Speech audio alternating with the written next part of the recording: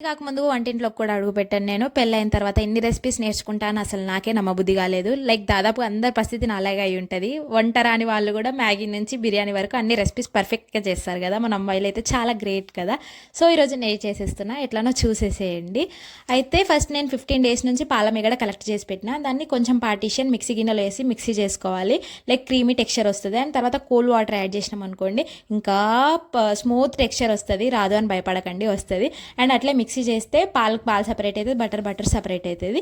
అట్లా వచ్చిన బటర్ని 2 సార్లు వాష్ చేసుకోవాలి పాలు మొత్తం పోయేటట్టు. ఇంకా లైక్ మనం కారం యూజ్ చేయని గిన్నెలలో తిక్గా ఉండే గిన్నెలో వేసుకోవాలి. నేను తీసుకున్న మీగడకి 4 ముద్దల బట్టర్ అయ్యింది. లైక్ పావు కేజీ కంటే ఎక్కువ నెయ్యి వచ్చింది. లైక్ అది మంచి వాసన వచ్చి కలర్ వచ్చేదాకా వేడి చేసుకోవాలి. అండ్ కింద వచ్చిన గోదావరి తినొచ్చు, నచ్చితే, నచ్చకపోతే పారేసుకోవచ్చు. మీరు ఎప్పుడైనా నెయ్యి ఇంట్లో ట్రై చేసి ఉంటే కమెంట్ చేసేసేయండి. మరిన్ని వీడియోస్ కోసం